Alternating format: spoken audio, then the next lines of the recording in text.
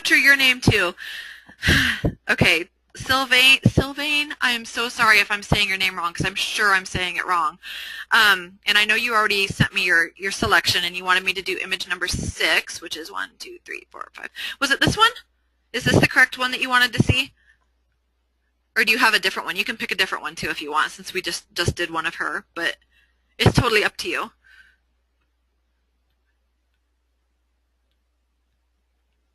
Okay, we can do this one. So let's go over here to develop. Oh my goodness. Now why is Lightroom doing that to me? Okay. Lightroom is acting crazy right now. I'm sorry. I don't know what its deal is. Okay, so we're going to do another one of my daughter right now. Let's go back to the import here on this one. All right, this image is one of those ones that I shot. This picture itself is a couple of years old. This was the straight out of the camera shot of this one, or the straight out of the camera version of this image. This is kind of when I was still in my auto white balance using days. I have since switched over to using Kelvin, and I find that my straight out of the camera skin tones are a lot better, especially if I remember to change it. Sometimes I don't, and I'll be in deep shade or whatever, and I'll forget to change my temperature, and I'll end up with a picture that looks like this anyways. So I tend to start on when I'm using my Kelvin, 6300 is where I almost always start out at. 63, 6500 seems to be a really good point to start out. And I can take a test image and then I look at it. I will just look at the LCD screen, and if it looks blue, I'll crank that temperature up. If it looks way too warm, I'll pull it down. But that, for my outdoor shots, that seems to be a pretty good spot to start at, and it gives me pretty good results. So this was auto white balance. I'm pretty sure that's what I was using back when I shot this image. And I would get a lot of these images, especially ones that were shot in shade, that would come back looking really, really blue. This would be a prime example of a blue image. So again, I'm going to go ahead and give the whites of the eyes the chance. Oh, see, now it's behaving itself again. I'm going to go ahead and give the whites of the eyes a chance to see if that's going to, you know, give me pretty good results with this white balance selector. So I'm going to click right here on the whites of her eyes. And it actually did something good this time. It warmed it up to 7200 and increased my tint to a plus 13. I think she's looking a little bit on the magenta side, so I'm going to pull that down to about a 6. And I'm going to increase my temperature even a little bit more, about to 7700, just to warm her up even a little bit more. I really like nice golden skin tones. Exposure I'm not going to mess with. My highlights, or my contrast, I'm sorry, contrast I'll add about a 5 to my contrast. Highlights and shadows, I'm going to lift my shadows just a little bit. Nothing too crazy, just a little bit.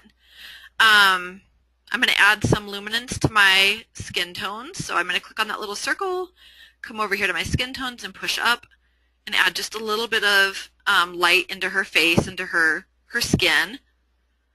I'm going to go down here, I'm going to add my noise reduction next, so we'll zoom in. I'm going to add about 20 to this one. Next thing I'm going to do is add my adjustment brush. So I'm going to click on my adjustment brush panel. I'm going to make an adjustment brush that drops my exposure like I always do, increase my saturation to about a 20, and lifts my shadows just a little bit again, about a 15. And I'm just going to brush this on to the entire image.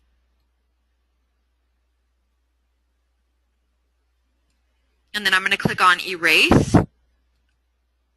And I'm going to go ahead and erase just on and around her. And at this point, I'm going to go ahead and take this image into Photoshop. So this is what it looked like straight out of the camera. Biggest change is going to be our color because she was blue in the straight out of the camera shot.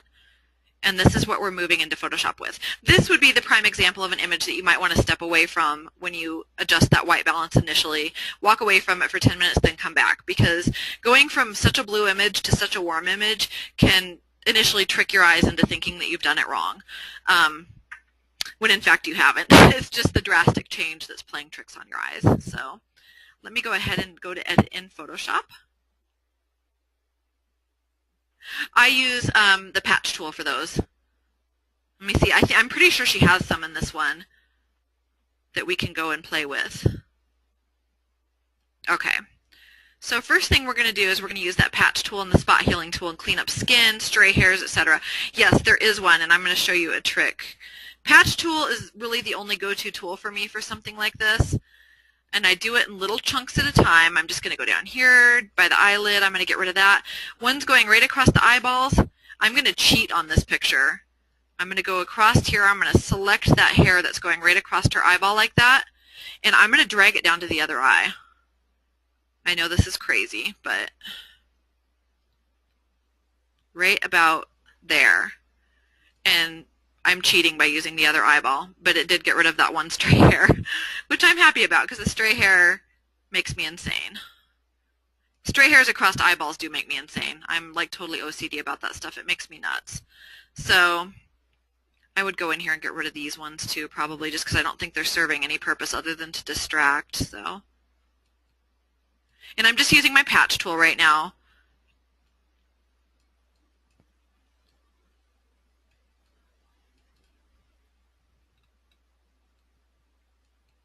Again, just circling, and I could use the spot healing tool, I could use the patch tool. Oh, I know, and it's so windy here in the desert. We have a lot of days where it's just blowing like crazy outside, and I can't reschedule. Even rescheduling, I mean, even on a good day, it's still windy here, and stray hairs are kind of the bane of my existence, especially when shooting female clients and girls. It drives me absolutely insane. I could spend so much time, and I could go in here and get rid of all this stuff. I'll get rid of this one just because it's bugging me, but I'm going to leave the other ones alone. Mosquito bites, oh my goodness, yeah, we don't really have a lot of that here. Although my husband just took all the little kids fishing. Oh gosh, he went out on a ranch and they have a bass pond and he took them fishing and they came back. My poor 6-year-old daughter came back. She looked like she had chicken pox. She had so many mosquito bites. It was horrible. In fact, they're still there from like a week ago, still going away. She's just got all over her forehead, her arms, her legs. I mean, like seriously would not even want to photograph her right now. She's got so many mosquito bites. It's terrible. Okay, so I'm done cleaning her face up pretty well. I'm going to go and do the levels again to add contrast to her skin. That's going to be the first thing that I'm going to go ahead and do here. So I'm going to go in, I'm going to create one levels layer to brighten the highlights of her skin. So we're going to go to levels. I'm going to increase my midtones to about a 1.06, 1.07, go to about 240 on my highlights, and I'm going to add about a 2 to my blacks. Again, I'm going to change the blending mode to luminosity since I'm dealing with skin. I'm going to hit Control-I to invert my mask, and we're going to go over just the highlighted areas of her skin. I'm a big fan of dramatic lighting on the skin tones, and we've got some nice shadow lighting ratios here, so I'm just going to play with the ones we already have and make them a little bit more dramatic. So I'm going to go over, whoops. Oh, if both eyes have stray hairs, you just have to go in there literally pixel by pixel and either clone it out or very carefully use the patch tool. It's doable, it's just time consuming and it's a pain in the rear. Okay, so I think I have a hard brush. Harder than I want it to be right now. I want a soft brush. So I'm going to go over her forehead, over the tops of her cheeks here, and then just straight down the center of her face right there. Next thing I'm going to do is I'm going to go ahead and deepen these shadows a little bit. So I'm going to make another levels layer. This one's going to be to enhance the shadows. So I'm going to increase my blacks to a 2, and I'm going to drop my midtones back down to about a 0.9. I'm going to change my blending mode to luminosity. I'm going to hit Control-I to invert my layer mask, and I'm just going to go ahead and paint this on underneath the cheekbones. Sometimes my brush gets stuck when I try and change it. Just kind of underneath the cheekbones, right down here on the jawline, right over here on the side of the nose. I'm just going for more drama with my lighting. There's really no benefit to one or the other. They both work, and I just wanted to show you guys a couple of different ways to do it. This is honestly, I use the dodge and burn method mostly for eyes, and honestly I use the 2 levels layers more often than not for doing what I'm doing right now. But either one of them work, and it just gives you guys more tools in your toolbox, and you guys can choose which way you like the best. But they both do work. They both do the same thing pretty much. So Neither one of them are destructive. Neither one of these methods are going to do anything. You can always, they're all on their own adjustment layer. They're all on their own layer. You can go back and adjust the opacity, delete them all together. And yes, they both keep the skin texture. I mean, honestly, either one of them would work fine. So I'm going to go ahead and drop the opacity of the shadows layer down to about 50%. Next thing I'm going to contend with, and this is just me again going around kind of nitpicking the image apart, we've got some serious color issue going on back here, and it's just a reflection of the light coming through and the color of this dress, but we've got some crazy red going on in here, so I'm going to go ahead and try and get rid of that a little bit. We're going to use the curves trick to get rid of this. So I'm going to make a curves layer, go back over here to layers, click on the layer, double click on the top eyedropper and click on a nearby area of skin that does not have that funky color cast problem. So like right about here looks good. I'm going to hit OK. I'm going to click on no, and then I'm going to click on an area where we've got a or a color problem, which is like right in there. And you can see right here when I do this, you can see all the cyan that it added in. That's just like in visual writing right there. That's showing you that cyan and red are opposites, because it's telling me that I need to add a lot of cyan and blue to fix that red color cast. So I'm going to go back over here to my layers. I'm going to click on my mask itself. I'm going to hit Control-I to invert, and I'm just going to use this brush at 15% opacity, a white brush, to brush it over this color problem and to kind of just slowly erase it and make it disappear.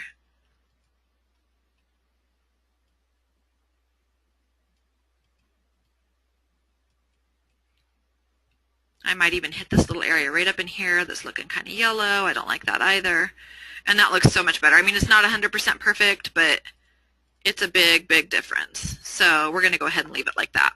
The next thing I'm going to do is I'm going to add a little bit of contrast to her hair to make her hair stand out a little bit more. We're going to just, and you can add contrast just by messing with the histogram and a levels layer. So I'm going to do the same thing kind of that I do with skin.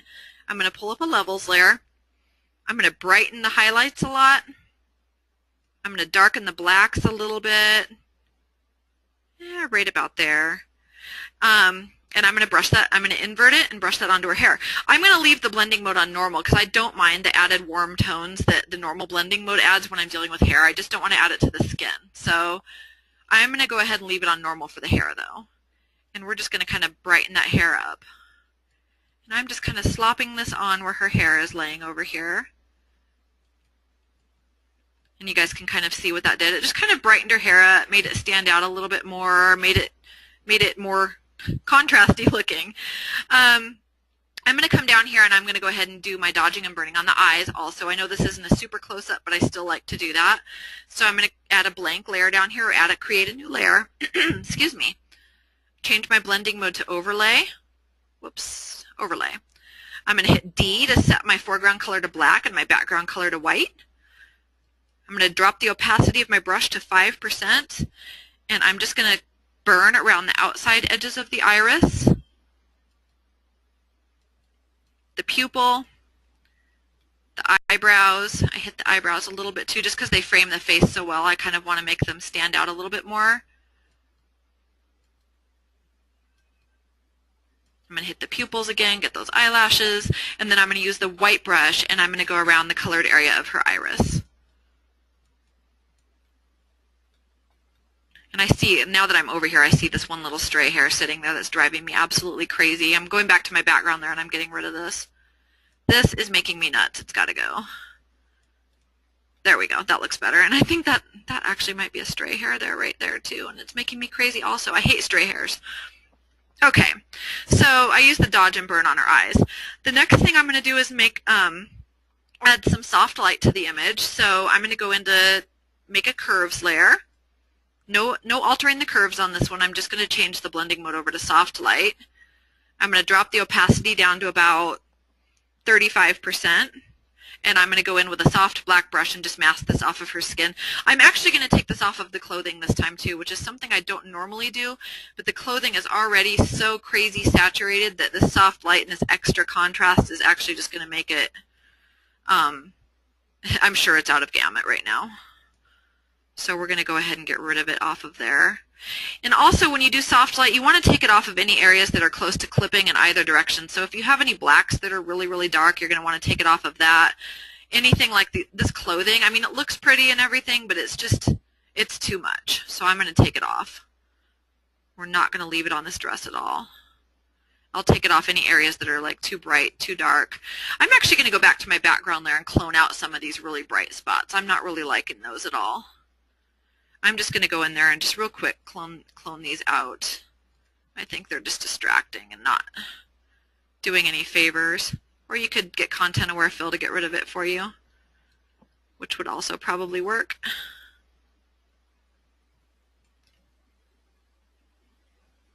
Sometimes content aware fill works, sometimes it does really ugly, hideous things.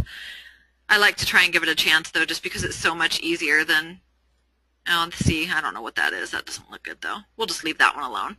Okay, the next thing I'm going to do is I'm going to go ahead and add some blue into my shadows again. So I'm going to create a curves layer again. This time we're going to select blue from our little menu up here. I'm going to pull it up from the bottom left-hand corner and pull it down right about here. Whoops. And then I'm going to drop the opacity of this layer down to about 60%, just to taste. Again, it's all about your own personal preferences and what you like and what you think looks good. I'm going to saturate my background just a little bit. So to do that, I'm going to create a vibrance layer. I'm going to increase my vibrance to about 20 and the saturation to about, I don't know, 15, yeah, about 15. That looks pretty good. I'm going to hit Control-I to invert, and then I'm just going to brush this on with the white brush to the grasses here in the foreground. I'm just going to hit the grasses. I'm going to hit this background stuff just to brighten it up a little bit. I might even come back in here and hit her necklace and her eyes, trying to stay away from the skin tones as much as I can.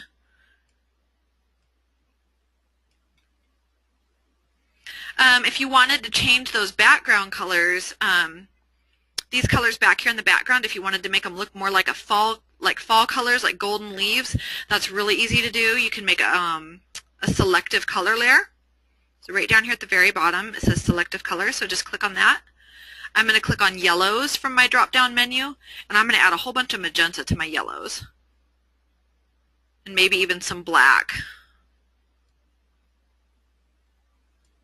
And then I'm going to hit Control-I to invert, and I'm just going to paint that on with a soft white brush, just to the background areas that I want to alter a little bit. This is a great little trick for editing fall images. We get fall here in the desert, but it's not really that good, and it seems like most of our leaves, even up in the mountains, they kind of turn this ishy yellow-green color, and then they fall off the trees. And that's pretty much all we get. So I will use selective color and just add magenta and black to my yellows and paint that onto the leaves, and it gives them a really pretty red golden look versus you know, just leaving them the ugly kind of ishy green washed out looking color that we get. So I don't have the pretty fall colors that people in the northeastern United States and other parts of the world get. So that's just a little trick, and it's really easy to use. Another trick that I wanted to show you, and I haven't even showed you guys, gosh, there's so many things I want to show you guys, to kind of tone down greens, is to add purple to your image, because remember, your magenta and your green are going to be opposites. So if you were to add a solid color fill layer set to a purple color, it can be any old purple, just pick one, hit OK, change your blending mode to soft light, and then drop your opacity down to about, I don't know, say 9 or 10%. Hit Control-I to invert, and then you can just paint that on, like paint it onto your greens. It's going to really subdue neon green colors. It makes fall colors look prettier and more golden. It's just a really nice trick. I really like that one. So solid color fill layer set to purple, blending mode soft light, about 9% opacity, and just brush it on. Before and after on that one, let me just show you. You can kind of see how it tones down that green a little bit. It's great when you're shooting in a lot of neon green, especially in the springtime, or if you want to enhance fall colors, it works really good for both of those applications. So next thing I'm going to do is run portraiture on her. So I'm going to do a stamp visible, which is Control-Shift-Alt-E. We're going to really play up the drama on her skin again. So I'm going to go to Filter, come down here to my portraiture filter. And I think I'm going to go ahead and leave it at about what it's set here. I'm going to leave my, let me move it over so you can see her face. I've got my brightness set at 2 and my contrast set at 4. And as always, my preset, you can have all these different presets up here in portraiture. I always leave it on normal. And I'm just going to hit OK. And I'm going to leave this at about 50% opacity this time. I really like the drama it's giving to her skin. So we'll go ahead and drop the opacity down to about 50%. I'm going to add a layer mask. I'm going to hit Control-I to invert my mask, and then I'm just going to go in there with a soft white brush and just put this onto her skin.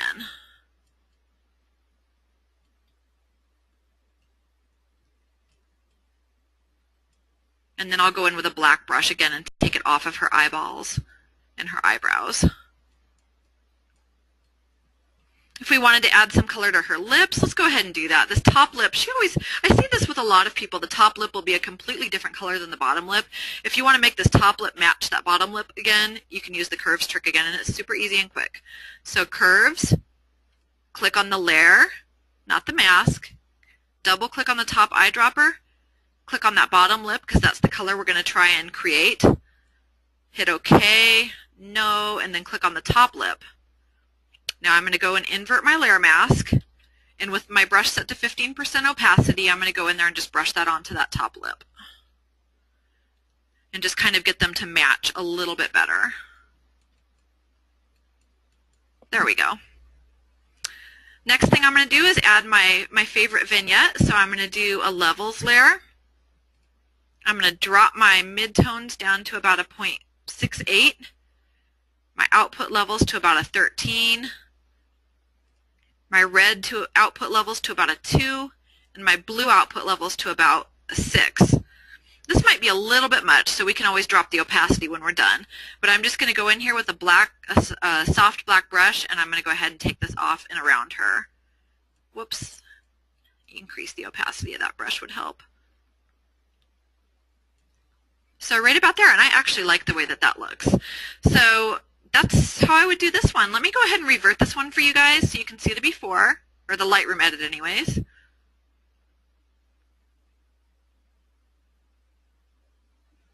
So that's the before. Let's zoom in a little bit so you can see it better. There's the the Lightroom edit, and there is the Photoshop edit. So before and after. Thank you, Sarah. Does anybody have any specific questions about this one? What I will do to show you guys a black and white edit is I will pull up, I can go ahead and pull up the layered file of one of my most recent black and white images, and I can show you guys the layers that I added to it so you guys can use them. Anybody else have any questions, or are we good on this one? I'm going to go ahead and X this one out. Thank you. Okay, I'll pull up one of my daughter, if I can go find it real quick. Hold on one second. June 2014 edit. I think I have some of her in here that would work pretty good. Maybe this one right here. You can see I photographed my oldest daughter a lot. She's getting to the age where she complains about it a lot now too. But okay, so here is one of my black and white edits that I did of her recently. I went in before I did the black and white conversion, and I did all of the normal stuff that I would do to a color edit. So I went in there and I dodged and burned her eyes. I added my contrast to her skin using levels. All those things are the same things that I showed you guys on the color images that I did first. And then what I would do, okay, you might want to write this down, or else I guess it'll be on the video, but you can write it down too. I make a hue saturation layer. First thing I do, let me go show you, is I drop the saturation of my reds by about 19. So I just take my reds and I desaturate by 19. So that's the first step in my black and white conversion. The next step is a black and white gradient map layer. So you would hit D, and then you would just create a gradient map layer. That's all that that is.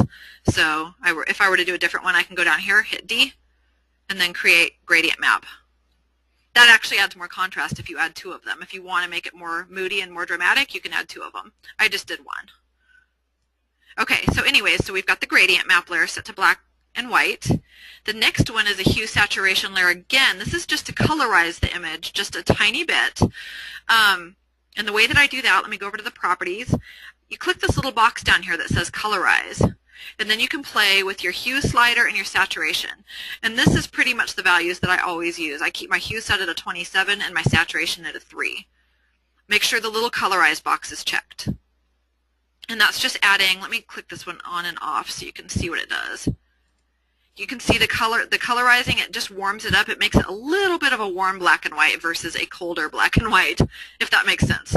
So it's not exactly a true black and white. It has a slight warm tint to it, and that's what that does. Okay, so the next thing that I've got going on here is I've got two different layers. I've got one for brighten and one for darken, because once I've converted, there's sometimes that I'll want to go in and I'll want to go ahead and brighten and darken a little bit more than what I had already done before I did the conversion. So the brighten layer, all it is a brightness and contrast layer. That's all it is. And the brightness is pushed up to 15 and my contrast is pushed up to 3. And let me go show you where I brushed that on. If I hit the backslash key, you can see that I did that kind of over those areas, her forehead, the tops of her cheeks, and kind of right down her mouth and her chin area. And I just brightened those areas up a little bit.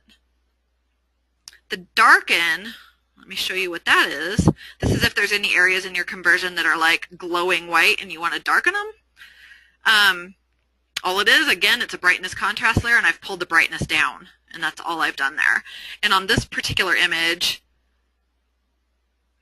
interesting. I didn't dodge and burn. I guess I went in there with my brightness and contrast. I pulled my brightness down and I went over the eyebrows and the edges of the irises here. I thought I dodged and burned. I'm not actually really sure why I did that. More often than not, for my darken area, when I make this layer, I use it on, like if somebody's wearing white clothing and it's just glowing in the conversion, I would paint it onto that, and that's what I would use that for. Okay, so here's my dodge and burn layer. I'm not sure why I did both, but you can see if I zoom in here, that this is my dodge and burn. I used it on the eyebrows. It's on the eyes a little bit too. I'm not sure why I did two of them. Maybe I was half asleep when I edited this picture. I'm not really sure. The next layer is going to be a levels layer. And what I did here is I lifted my shadows a little bit. I just moved my output of my RGB up to a 5. And I painted that into any areas that were going clipped black on me. I mean, I don't like to have like the really lifted shadows on my black and whites. I really like my black and whites moody, but on this particular image, I'm trying to see where I painted it. Kind of down here on the black background that I used, I painted that on there just to make sure it wasn't clipping out and wasn't like a solid, dark black. I wanted it to have a little bit of dimension to it still. The next levels layer, let me go see what I did here. I'm trying to see. I dropped my midtones a little bit. Where did I paint this on? Oh, okay. I dropped my midtones a little bit, and I actually painted that onto her face and her skin. And you can see that that's just adding more contrast by dropping the midtones. Can you guys see that when I click that one on and off? That it's just adding a little bit more contrast to her skin. So that's a levels layer where I dropped the midtones a little bit.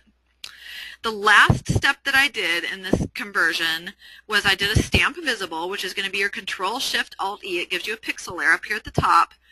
And I changed my blending mode to overlay.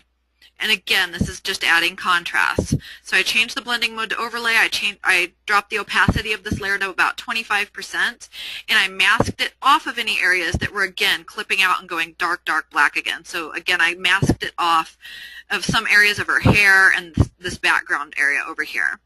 But when I click this layer on and off, you can see that it's just adding more contrast to the image. So again, that's a stamp visible, Control-Shift-Alt-E, which gives me a pixel layer, and then I just changed the blending mode to overlay. And that's pretty much it.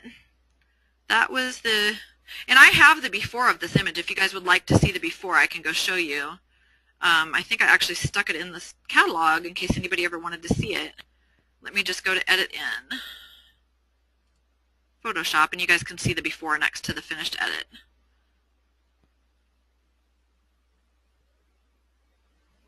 So this is the before and what it looked like, you know, straight out of the camera. I fixed her suntan lines also before I did my conversion. I used the curves trick and got rid of the suntan lines, cleaned up her skin, got rid of these under eye circles a little bit, and then there's the finished black and white edit. A regular average edit, Judy, takes me, like for one image, takes me approximately 5 to 10 minutes, and I only show 20 images to, like 20 finished images to a client. So if each one of those took me 10 minutes, that's 200 minutes of editing, so that's about just over 3 hours.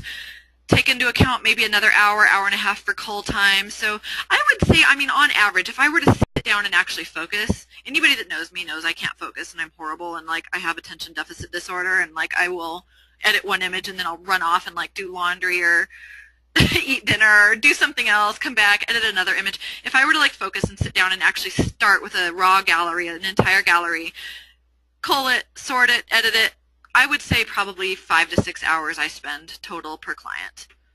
And that's a pretty good guesstimate. So does anybody else have any questions about this particular black and white conversion, or are you guys good with that?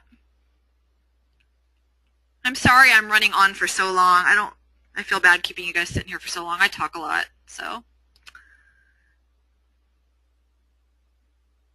20 images. 5 to 6 hours from import to finished gallery. So that would include culling time. I don't know. I never use screen. I hardly ever use the screen blending mode for anything at all, honestly. Does anybody else have any other questions?